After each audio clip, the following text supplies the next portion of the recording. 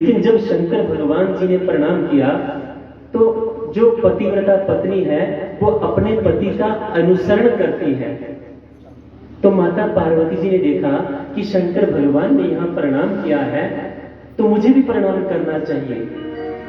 माता पार्वती जी ने भी वहां पर प्रणाम किया और प्रणाम करने के बाद पूछती हैं, प्रभु आपने यहाँ पर प्रणाम किया, यहाँ पे कोई मूर्ति नहीं है, कोई प्रतिमा नहीं है, फिर भी आपने प्रणाम किया, इसका कारण क्या है? तो भगवान शंकर जी कहते हैं, देवी मैंने इस स्थान पर इसलिए प्रणाम किया क्योंकि यहाँ पर श्रीमद् भागवत महापुराण की कथा हो चुकी है, इसलिए मैंने यहाँ पर प्रणाम किया।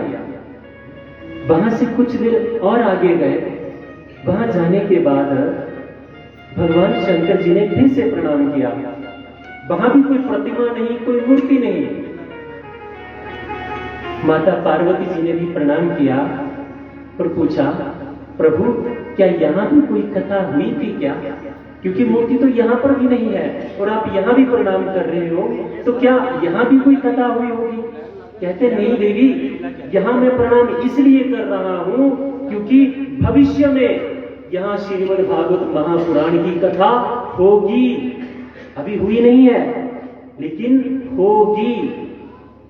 इस कथा का इतना महत्व है कि भगवान शंकर जी उस धरती पर वंदन कर रहे हैं जिस पर भविष्य में कथा होनी है। ये कोई कम बड़ा उदाहरण नहीं है इस भागवत जी के महात्म्य को बताने के लिए। इस कथा का क्या वर्णन करूं, हमारे वाणी में इतना भाव नहीं है जिससे कि मैं इसका वर्णन कर सकूं।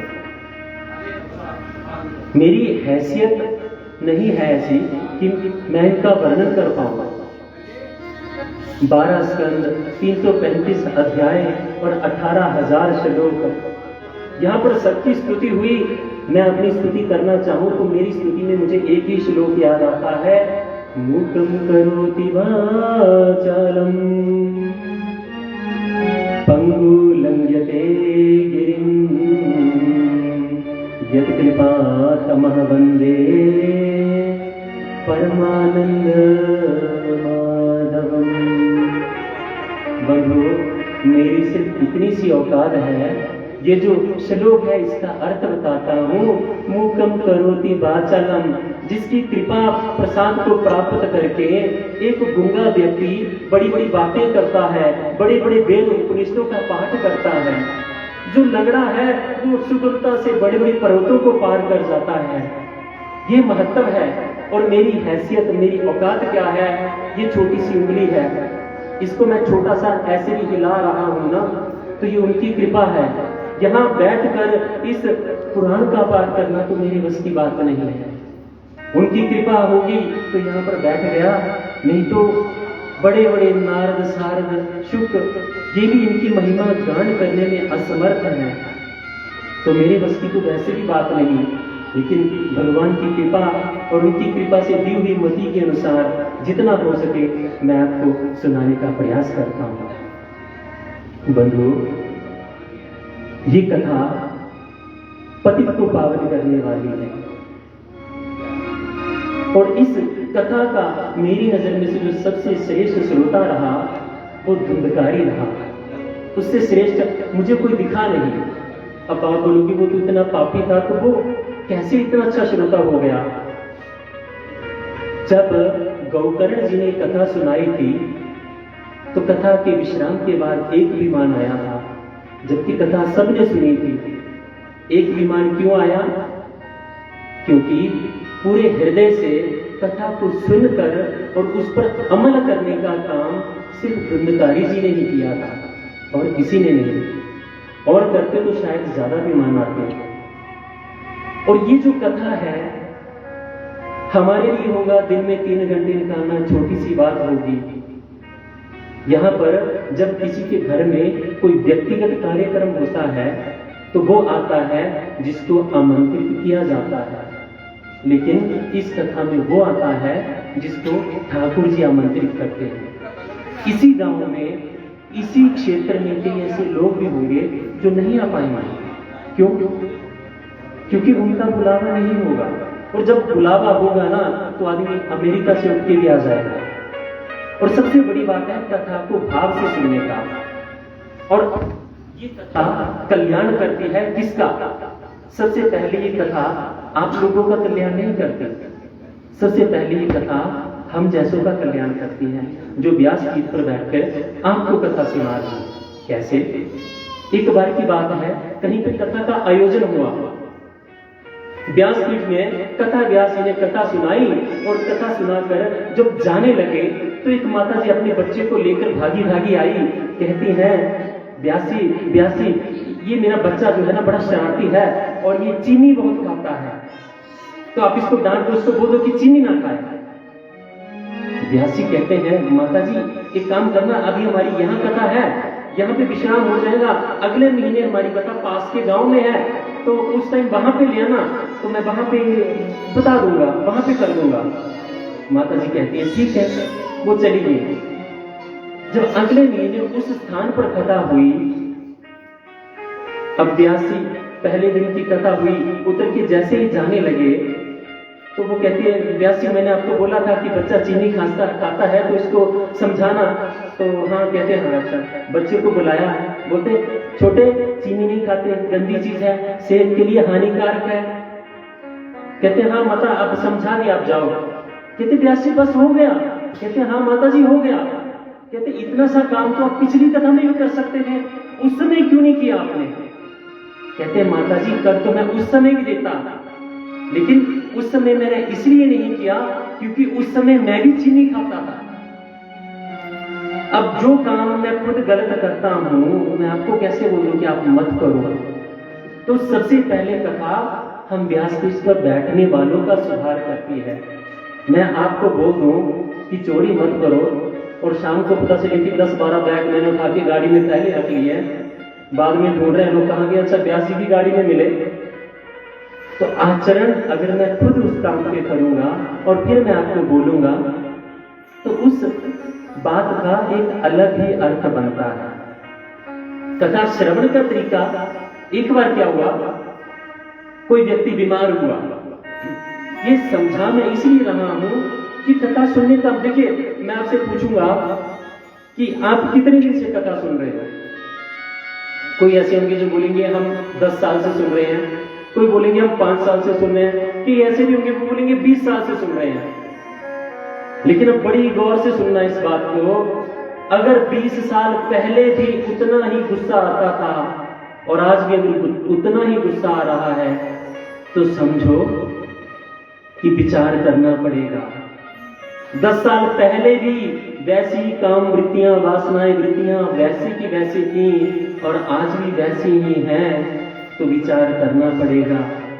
5 साल पहले भी लोभ वैसे ही था और आज भी वैसे ही है, तो विचार करना पड़ेगा। 3 साल पहले भी क्रोध का लेवल वही था, छोटी छोटी बातों पे भड़क जाना, और आज भी वैसा ही है, तो कथा में आए और गए का कोई अर्थ नहीं है। ये कथा कल्याण करती है, कोई संशय नहीं है। एक छोटा सा आपको श्लोक बताता हूं, समझना इसको। श्लोक है राम राम सब कहे, दशरथ कहे न कोई, एक बार दशरथ कहे कोटि जन्म फल होए। अब आप बोलोगे फिर राम राम बोलना छोड़ देते हैं, फिर दशरथ दशरथ बोलते हैं और मुक्ति हो जाएगी। तो श्लोक का अर्थ समझिए, दशरथ नहीं है। हम अनजान बनते हैं, चीजों को जानबूझ के नजरअंदाज करते हैं। शब्द है दशरथ, दशरथ नहीं है। पढ़ने वालों ने कईयों से सुना मैंने, वो दशरथ बोलते हैं, फिर कईयों तो शब्द उठाया कि दशरथ को बोल के कल्याण होता है, तो राम क्यों बोले? तो उसका अर्थ समझा रहा हूं। एक बार दशरथ कहे कोटि जन्म फल होए। एक बार दशरथ का क्या मतलब है ये समझना जरूरी है बंधुओं। दशरथ का मतलब है 10 विकारों से मुक्त होकर। मतलब समझ रहे हो आप? हमारे अंदर 10 विकार हैं, अगर हम उनसे मुक्त होकर अगर एक बार भी राम बोलेंगे ना, तो मुक्ति में कोई संशय नहीं है। देखिए, हमें जब भी हम पूजन करते हैं, भजन करते हैं, एक बालक, छोटा बच्चा जो जन्म लेता है ना, वो निष्पाप होता है। उसके मन में ना काम है, ना क्रोध है, ना लोभ है, ना मोह है, ना अहंकार है। हम इस दुनिया में आए हैं, भगवान कहते हैं जैसे मैंने भेजा है ना आपको, वैसे वापस आओ। लेकिन हमारा दुर्भाग्य ये है, हम पैदा तो कोरे कागज हुए हैं, लेकिन जब जाने का समय आता है तो हमें काम भी है, क्रोध भी है, लोभ भी है, मोह भी है, बच्चे की चिंता, परिवार की चिंता, पत्नी की चिंता। तो इन चिंताओं से मुक्त होने के लिए कहा गया है। और वो 10 अपराध क्या कहते हैं, वो 10 अपराध बता रहा हूं ताकि आप इनसे मुक्त होइए। और मैं लिख के देता हूं, अगर कोई मुझे सरकारी लेटर पैड देगा ना, मैं लिख के देता हूं, इन 10 में अमल हो गया और मुक्ति ना हो, ऐसा असंभव है। सबसे पहला है संत निंदा। हम नहीं ध्यान देते। आजकल तो हमें आजादी चाहिए। पुराने समय से पहले हमें वेदों से आजादी चाहिए, हमने वेदों को दूर कर दिया। हमें पुराणों से आजादी चाहिए, हमने पुराणों को दूर कर दिया। हमें संतों से आजादी चाहिए, हमें संत भी खटकने लगे, हमने उनको भी दूर कर दिया। अब तो कहीं के ब्राह्मण भी खटकने लग पड़े हैं।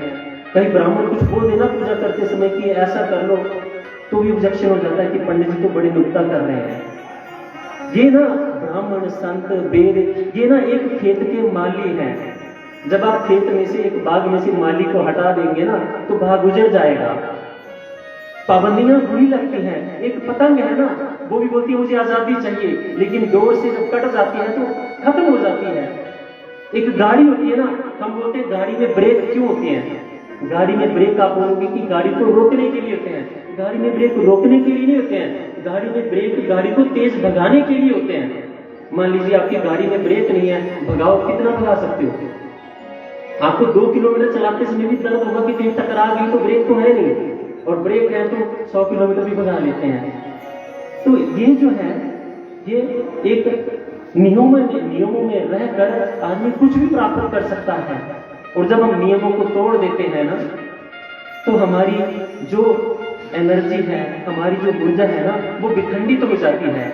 फिर जब एक मार्ग पे लगी होती है तो वो कुछ भी प्राप्त कर सकती है, और जब विखंडित हो गई तो वो कहीं भी जा सकती है। और दूसरा इसमें आता है असज्जन को नाम सुनाना। असज्जन को नाम सुनाना। बंधु, श्रीमद् भगवद गीता, उसमें जो है अंतिम अध्याय के 2nd लास्ट श्लोक में भगवान कहते हैं, जिस व्यक्ति की इसमें मेरे पाठ में श्रद्धा होना हो ना अर्जुन, उसको नहीं सुनाना। क्यों? क्योंकि जो सज्जन है ना, जब असज्जन 4 प्रश्न पूछेगा ना, तो असज्जन का भी मन यही हो कि नहीं, शायद मैं ही गलत हूं, छोड़ देता हूं, तो तुम्हारा भी अपना मार्ग भटक जाएगा। इसलिए असज्जन को मत सुनाओ, और जिसको भगवान ने सुनानी होगी वो खुद उनको बुला लेंगे। तीसरा इसमें आता है श्री ईश भेद। बंधुओं, ये बहुत कुरीति पता नहीं कब से हमारे समाज में आनी शुरू होगी। अरे अब तो मैंने थोड़े समय पहले आपस में 2 व्यक्तियों को लड़ते देखा। किस बात पे? अरे शंकर भगवान जी बड़े हैं, विष्णु जी छोटे हैं, विष्णु जी छोटे हैं, शंकर जी बड़े हैं। हम किन चक्करों में पड़ गए? हमने क्या ओम जय शिव ओंकार आरती सही से ढंग से नहीं पढ़ी क्या? उसमें क्या है? प्रणवाक्षर के मध्य ये तीनों एका। कब हम इन पे अमल करेंगे? भगवान कहते हैं जो मेरे और शंकर में भेद करता है वो कभी भक्त नहीं हो सकता। तो श्री ईश में भेद करना ये बिल्कुल गलत है, इनमें कोई भेद नहीं होना चाहिए। अगला है वेदों में अश्रद्धा। कभी गलती से भी वेदों की निंदा हो रही हो, अगर आप सज्जन हो तो कान बंद कर लो, नजरअंदाज कर दो, सुनना भी पाप है। उससे अगला आता है शास्त्र में अश्रद्धा। वेद शास्त्र तो पढ़ रहे हैं, कुछ लिखा है सवेरे शाम पूजा करनी चाहिए, अपना नित्यम करना चाहिए, लेकिन विश्वास ही नहीं है, तो ये अश्रद्धा हुई। अश्रद्धा से जब आप ध्यान भी करोगे इस पूजा का कोई फल नहीं रहेगा। इसके आगे आता है गुरु में अश्रद्धा। कुछ लोग ऐसे भी मैंने देखे, नामदान तो ले लिया, अब किसी और गुरु से मिल रहे हैं जो कि लगे जिनकी पर्सनैलिटी अच्छी है, तो उनको अपने गुरु जी लगते हैं कि ये तो ऐसे ही हैं, मैंने किसको गुरु बना लिया। बंधुओं, गुरु के बारे में आगे भी मैं बताऊंगा आपको, लेकिन छोटा सा उदाहरण अभी दे देता हूँ। आपका गुरु कोई अनपढ़ गवार भी होगा ना, तो वो गुरु है। एक बार जिससे दीक्षित हो गए ना, दोबारा ये मत सोचिए। आपको पूरे ब्रह्मांड का ज्ञानी भी अगर भगवान भी बोले कि मेरे से दीक्षा ले लो ना, हाथ करे तब तो कि भगवान जी मैं एक से ले चुका हूँ, अब दोबारा मेरा मतलब नहीं बनता दीक्षा लेने का, एक से मैं दीक्षित हो चुका हूँ। वो चाहे अनपढ़ है, गवाह है, कुछ भी है, लेकिन एक बात का ध्यान रखना, यहाँ पे डिस्क्लेमर चेतावनी आती है ना, अगर सीरियल कोई लगता है तो चेतावनी दे रहा हूँ आपको। हमारा शास्त्र एक बात और कहता है, पानी पीना छान के और गुरु बनाना जान के। अरे एक चिप्स का पैकेट भी लेना होता है तो देखते हैं कि इसमें वो स्वाद नहीं आएगा, वो वाला लो चटपटा। तो उन चीजों में, खाने पीने की चीजों में इतनी वैरायटी देख सकते हैं, तो गुरु में तो इतनी चीजें देख ही सकते हैं ना। आगे आता है अधर्म को धर्म मानना। बंधु, आजकल तो धर्म और अधर्म की तो होड़ लग पड़ी है। बहुत से लोग ऐसे सोशल मीडिया, फेसबुक, इंस्टाग्राम पे देख देख के इतने पागल हुए हैं कि जो उपाय जो बताता है, लॉजिक नहीं समझना कि किसी काम का है, बस वो खाएं और चल पड़ रहे हैं। तो अधर्म जो है वो अधर्म ही रहेगा। वो हमारे शास्त्रों में लिखा हुआ है। 7 दिन की कथा में आप सुनोगे अधर्म क्या है, धर्म क्या है, वो आपको पता भी है, बताने की जरूरत नहीं है। उसके बाद आता है विहित कर्मों का त्याग। हमारे लिए शास्त्र ने कुछ कर्म निहित किए हैं और हमें बंधनों में बांधा है। आप सुबह होते तो उठ जाते हो, अपना दातुन कुला करके पूजा पाठ, स्नान से निवृत्त होकर पूजा पाठ इत्यादि करते हो, खाने पीने की व्यवस्था करते हो, या सुबह होती है और सुबह ही शुरू हो जाते खाने के लिए नहीं होते। विहित कर्म जो हमें बताए हम उनको मान रहे हैं, ये सब विहित कर्म है, इनका भी आगे श्रवण करेंगे। उसके बाद आता है नाम से अगर पाप कट जाते हैं तो पाप करो। अरे इन्हें तो मैंने ऐसे कहते हुए सुना, पंडित जी हम तो ना साल में गंगा स्नान कराते हैं। साल में स्नान अच्छी बात है। कहते हैं पंडित जी क्या होता है कि साल भर पाप करते हैं, फिर एक बार जाते हैं गंगा में, फिर स्नान कराते हैं, फिर अगली बार फिर खूब पाप करते हैं, अगली बार फिर जाके स्नान कर लेते हैं और पाप कट जाते हैं। ये भूल की भी गलती नहीं करना। नंगी बिजली की तार खड़ी है, उस पर हाथ लगा दो, बस बोलो कि हमारे करंट नहीं लगेगा, क्योंकि पाप तो कट गए हैं, अब करंट नहीं लगेगा। तो ये गलती से भी नहीं होनी चाहिए। जो पाप है वो पाप ही है, इसमें विशेष सावधान आपको रहना पड़ेगा। और 10वां है नाम का अर्थवाद। बंधु, हमारे पास आगे भी कथा में आएगा, मैं आपको विस्तार से समझाऊंगा ये बात। नाम में अर्थवाद, शास्त्र में कुछ लिखा है और उसके अर्थ का अनर्थ कर देते हैं। एक छोटे से उदाहरण से जाता हूं। यज्ञ के बाद मनुष्य पशुत्व बलि करे। अब हमारे अर्थ निकालने वालों ने अर्थ निकाला कि पशुत्व बलि मतलब पशु ले आओ, मुर्गा बकरा, उसको काटो, उसकी बलि बनो, ये बलि होगी। लेकिन पशुत्व मतलब हमारे अंदर जो पशुवत आचरण है, जो पशु जैसे हमारे अंदर का व्यवहार है, उसकी बलि करें, उसको प्रभु के चरणों में समर्पित करें। ये 10 नाम अपराध हैं। इनसे निवृत्त होकर कोई मनुष्य भगवान का एक बार भी नाम बोलेगा ना, उसकी मुक्ति ना हो, ऐसा कभी हो नहीं सकता। बुलबम के बिहारी लाल की जय। कथा के महत्व में मैं एक और बात कहना चाहता हूँ। एक व्यक्ति बीमार हो गया। आज प्रथम दिन की महात्म्य की कथा है। समय इतना है कि आज के दिन में महत्व का मैं आपको अच्छे से समझा दूंगा, ताकि आपको दोबारा महात्म्य के बारे में सुनना या सोचना ना पड़े। एक व्यक्ति बीमार हुआ, पेट दर्द हुआ खूब जोर का। उसने क्या किया, पेट दर्द के मारे मारे भागा भागा डॉक्टर के पास पहुंचा, और वो डॉक्टर उस ग्राम का प्रसिद्ध डॉक्टर था।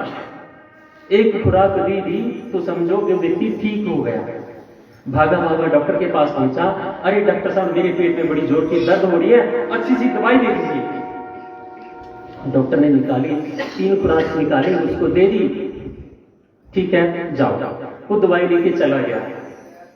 आज शाम को 3-4 बजे दवाई लेके गया, और अगली दिन सुबह 9-10 बजे पूरे नगर में ढिंढोरा पीट रहा है, पूरे गांव में ढिंढोरा पीट रहा है कि ये डॉक्टर तो बेकार है, मुझे फर्क नहीं पड़ा, कल से पेट दर्द से कर रहा हूं, चिल्ला रहा हूं, इस दवाई का मुझ पर कोई फर्क नहीं पड़ा। बोले श्री राधे कृष्ण। बंधुओं, ये बात जब डॉक्टर के पास पहुंची तो डॉक्टर बड़ा हैरान हुआ कि ऐसा कैसे हो गया, मेरी दवाई लेने के बाद व्यक्ति ठीक ना हो। और जब वो व्यक्ति जो बीमार था वो भागता हुआ डॉक्टर की दुकान के सामने से गुजरने लगा, तो डॉक्टर ने आवाज लगाई, इधर आओ। वो तुरंत पास आया। कहते हाँ जी, क्या हुआ? कहते तुम हर जगह ढिंढोरा पीट रहे हो कि मैं ठीक नहीं हुआ, ठीक नहीं हुआ। मैंने तुम्हें दवाई दी थी, ठीक ना हो तो ऐसा हो नहीं सकता। कहते महाराज मुझे कोई फर्क नहीं पड़ा आपकी दवाई का। कहते पर मेरी दवाई तो हर किसी के लिए एक रामबाण औषधि है, एक गोली से ठीक हो जाता है व्यक्ति। कहते महाराज लेकिन मैं ठीक नहीं हुआ। कहते अच्छा, कहते तुमने दवाई तुम ले तो गए थे ना दवाई? कहते हाँ मैं दवाई ले गया था। कहते दवाई तुमने खा ली थी? कहते दवाई खानी थोड़ी थी, दवाई तो है मेरे पास। कहते है कहाँ है? तीनों की तीनों खुराकें निकाल के सामने दिखाई। कहते ये देखो। कहते तूने दवाई खाई? कहते खानी थोड़ी थी, ये तो आपने बोला था दवाई ले लेना, मैंने ले ली। कहते मैंने तो ये दवाई खाने के लिए दी थी, जब तक खाओगे नहीं तो ठीक कैसे होगे? कहते पर आपने खाने के लिए कब कहा? आपने तो लेने के लिए बोला, मैंने ले ली। हंस रहे हो आप बंधुओं, ये कोई डॉक्टर और मरीज की कहानी नहीं है, ये हमारी कहानी है। कथा सुनने के लिए बोलता है, हम भी बोलते हैं सुन तो ली, पर अमल एक बार भी नहीं किया। जिस दिन अमल कर लोगे ना उस दिन मृत्यु और जन्म रूपी ये जो बीमारी है इससे सदा मुक्त हो जाओगे। बोलो बंके बिहारी लाल की जय। और एक और बात कह देता हूं, हम कथावाचकों को उंगलियां उठती हैं इस चीज की कि ये तो स्वर्ग के ठेकेदार बने हैं, धर्म के ठेकेदार बने हैं। मैं एक बात क्लियर कर देना चाहता हूं बंधुओं, ना ही तो स्वर्ग का मेरे पास ठेका है, ना ही तो मेरे पास वैकुंठ का ठेका है कि मैं जो सबको बांटता फिरूंगा। आप बोलोगे फिर फर्क क्या है? हम नीचे बैठे हैं, आप ऊपर बैठे हो, कुछ ना कुछ तो होगा ना फर्क की ऐसी स्थिति है। तो इसका सीधा सा उत्तर यह है कि जैसे आप रास्ते में चल रहे हो ना उस भगवान के मार्ग पर, मैं भी वैसे ही चल रहा हूं। अभी कलश यात्रा में गए थे ना आप सब, मैं भी साथ में चल रहा था, बस मैं भी बस उसका था, उस भगवान के मार्ग का एक पथिक हूं। अब आप बोलोगे तो आप आगे क्यों, हम पीछे क्यों? फर्क सिर्फ इतना है कि मैं इनकी शरणागत में हूं, आप भी इनकी शरणागति में हूं। मैंने इनको अच्छे से अध्ययन किया है, मैं आपको सुना रहा हूं। जैसे होता है ना, हमने मान लीजिए मेरा कोई मित्र है और मुझे कहीं बुलाया है कि तुम आ जाओ और अपने साथ जो है समस्त ग्रामवासियों को लेके आना। मैंने कहा भाई आना कहाँ है मुझे पता नहीं है। तो वो बोलते हैं ऐसा करते हैं, मैंने ना व्हाट्सएप पे आपको गूगल मैप भेज दिया है, उसको देख के आ जाना। बस मेरे पास वो मैप है, उसी को लेके मैं खुद भी चल रहा हूँ और आपको भी साथ में लेके चल रहा हूँ। ना ही तो मेरे पास स्वर्ग का ठेका है, ना ही वैकुंठ का है। यही फर्क है हम और आप में। मैं भी इसी मार्ग पे चलने वाला एक पथिक हूँ। बोलो बंके बिहारी लाल की जय। और जब हम कथा सुनते हैं ना, आपको मैं ज्ञान क्या दूं? आपको खुद बड़े ज्ञानी हो। आप बोलोगे हम ज्ञानी कैसे हैं? आप महाज्ञानी हो। मैं आधा शब्द बोलूंगा, पूरा आपने करना है अगर आपको पता होगा, और मुझे पता है इतने ज्ञानी तो आप हो कि आप पूरा करोगे। ठीक है, बोलोगे ना सारे? हाँ जी। प्रातः ब्रह्म मुहूर्त में जल्दी क्या करना चाहिए?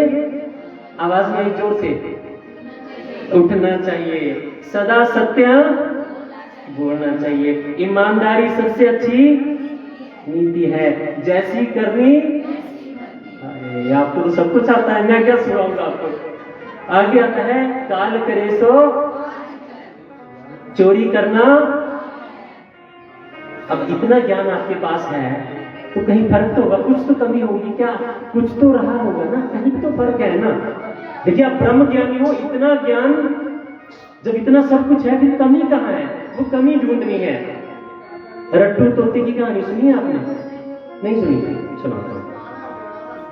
एक ना संत थे, अब रमते जोगी बहते पानी संत होते हैं, हर एक पे कृपा करने वाले होते हैं। एक बार क्या हुआ, जंगल से गुजर रहे थे, अपनी यात्रा में जा रहे थे। जैसे ही वो जा रहे थे ना, रास्ते में क्या हुआ, जैसे ही वो निकले तो उनको एक शिकारी भागता हुआ नजर आया, जिसने अपनी पीठ पर पंछियों से लदी हुई गठड़ी बांधी हुई थी। एक गठड़ी थी उनकी पीठ पर, जिसमें पंछियों को बांध के वो ले जा रहे थे और पंछी चिल्ला रहे थे। अब संत भागे पीछे, लेकिन वो शिकारी बहुत भाग चुका था, आगे जा चुका था। अब संत सोचते हैं कि ऐसा अगर होता है तो हमारा क्या लाभ? हमसे अगर कोई जीव जंतु किसी का हमारे द्वारा कल्याण ना हो तो हमारा जीवन बेकार है। तो मैं यही रुककर इन पंछियों को ऐसा उपदेश दूंगा जिससे ये मुक्त हो जाए। बंधुओं, उन्होंने अब संत हैं, पक्षियों पशुओं की भाषा जानते हैं। उन्होंने क्या किया, अपने ज्ञान के द्वारा पक्षियों की भाषा में उनको ज्ञान दिया, तोतों को सबको बुलाया और क्या कहते हैं, आप भी मेरे साथ बोलना, शिकारी आएगा, जाल बिछाएगा, जाल में फंसना नहीं है। शिकारी आएगा, जाल बिछाएगा, जाल में फंसना। लगातार उनको ये सिखाते रहे और जब तक वहीं रहे तब तक, जब तक उनको अच्छे से बोलना और समझना नहीं आ गया। अब उन्होंने उनको खुला छोड़ दिया, फिर देखा तो पंछी एक दूसरे में आप बात कर रहे हैं, शिकारी आएगा, दूसरा होता जाल बिछाएगा, तीसरा होता जाल में फंसना नहीं है। बंधुओं, उन्होंने खूब सिखाया, उनको लगा। अब शिकारी जो पंछियों को पकड़ के ले जाता था ना, पिंजरे में डालता था, हफ्ता में महीना में मेलों में लगा के बेचता था, फिर दोबारा आता था। अब संत ने देखा कि ये ट्रेंड हो गए हैं, अब ये कुशल हो चुके हैं, इसलिए अपनी यात्रा में आगे चले गए। फिर कुछ दिनों के बाद, 15-20 दिनों के बाद वापस आए। उन्होंने सोचा चलो पंछियों का हाल देखता चलता हूं कि कैसा है उनका हाल। तो क्या देखते हैं, शिकारी का जाल बिछा हुआ है और उसमें सारे पंछी फंसे हुए हैं और वो क्या बोल रहे हैं, शिकारी आएगा, जाल बिछाएगा, जाल में फंसना। शिकारी आएगा, जाल बिछाएगा, जाल में फंसना। और क्या कर रहे हैं वो, जाल में फंसे हुए हैं। ये हैं रट्टू तोते। सीख तो लिया, अब यहाँ पे क्या है, प्रातः जल्दी उठना चाहिए। कितने उठते हैं ब्रह्म मुहूर्त में, बस अभी तो संख्या कम है, जब और हो जाएगी तो इनमें एवरेज और कम हो जाएगी। अच्छा, कितने सदा सत्य बोलते हैं, अब इसमें तो हाँ भी किसी का नहीं उठेगा मेरे से सदा। सोच लीजिए बंधुओं, बस यही कमी है। ब्रह्म ज्ञानी तो हम परम है, दूसरे को ज्ञान देना हो तो हम सब नंबर 1 है, लेकिन जब आचरण की बात आती है ना, हम पिछड़ जाते हैं।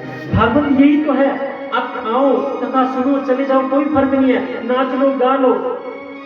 एक जगह हम कथा पे गए थे, वहां पे क्या हुआ, तीसरे दिन की जब कथा विश्राम हुआ तो जो आयोजक थे वो पास में आए, वो कहते हैं, व्यास जी पता क्या है, ये कथा वाला झंझट जो है ना, ये विश्व विकारों से मुक्त होना बड़ा मुश्किल है, हमने तो एक छोटी सी बात जानी है।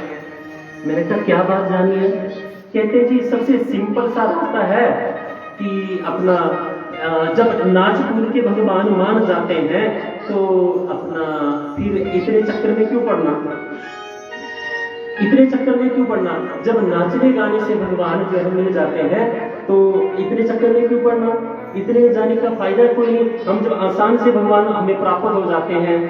तो बंधुओं एक बात मैं आराम से आपको बता देता हूँ, एक दोहा है, मुक्ति ना मिले नाचे गाए, मुक्ति ना मिले मृदंग बजाए, मुक्ति ना मिले तीर्थ डोले, मुक्ति ना मिले साखी पद बोले। अब इसमें क्या है, मतलब सोचो कि नाचने गाने से मुक्ति मिल जाएगी, कभी नहीं होगा। अब आप बोलो कि नाचना छोड़ दीजिए, नहीं, मैं ये नहीं कह रहा हूं, जो आप क्रियाएं कर रहे हैं ना करो।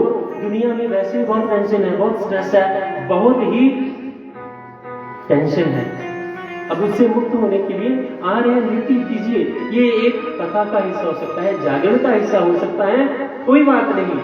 लेकिन अगर आप सोचो कि नाचने से ही मुक्ति मिल जाएगी तो मैं नाच नाच के, ठीक है ना, बस भाव ये है, हर एक कर्म भगवान को अर्पण करिए और जो मन का निग्रहण है वो बड़ा जरूरी है। एक संत थे, भिक्षा लेने के लिए नित्य प्रति जाते थे, किसी के घर में गए, दरवाजा खटकाया, देवी जी बाहर आई, प्रणाम किया, भिक्षा के लिए पात्र संत ने आगे किया, उन्होंने भिक्षा डाली। कहते हैं महाराज कोई उपदेश दीजिए। कहते देवी उपदेश मैं कल दूंगा। कहते महाराज फिर मैं कल आपके लिए स्वादिष्ट खीर बनाऊंगी। कहते ठीक है आप खीर बनाना, मैं कल आपको उपदेश दूंगा। अब वो संत चले गए।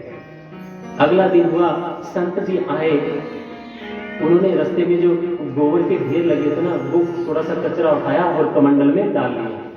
ठीक है जी, अब चले गए, दरवाजा खटकाया, अब देवी जो है वो खीर का कटोरा बाहर लेके आई कि संत जी आए होंगे। तो खीर का कटोरा जब लेके आई और खीर डालने के लिए आगे करने लगी बर्तन, तो देखती है कि कमंडल में तो गंदगी है। कहते महाराज ये तो कमंडल तो गंदा है, लाइए मैं धो देती हूँ और फिर आपको खीर डालती हूँ। कहते नहीं नहीं देवी, इसी में डालो। कहते महाराज क्या बात कर रहे हो आप, इसमें डालेंगे तो खीर गंदी हो जाएगी, इसलिए मैं धो के लाती हूँ। कहते नहीं देवी, खीर इसी में डालना। नहीं महाराज, इतना बड़ा पाप मैं नहीं कर सकती, आप एक काम करिए ना, ये जो पात्र है ये मुझे दीजिए, मैं धो के लाती हूँ, आप खीर डाल दीजिए बीच में।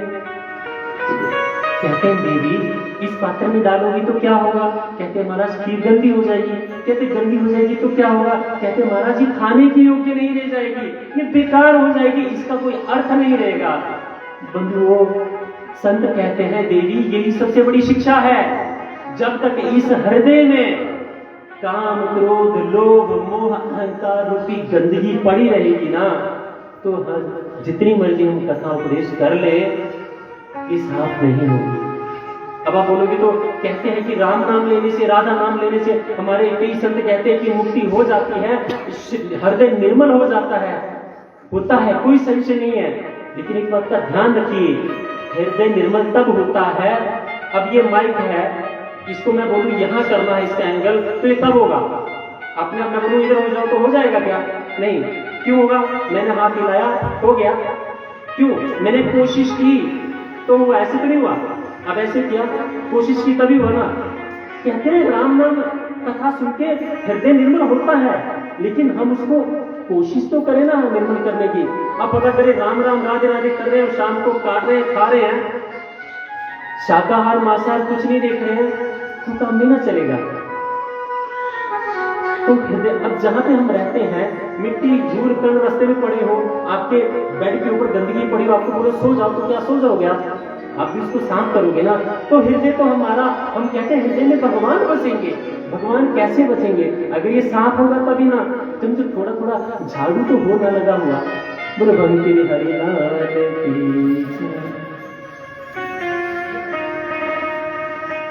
बड़ा अच्छा भाव है भगवान के इस भाव का।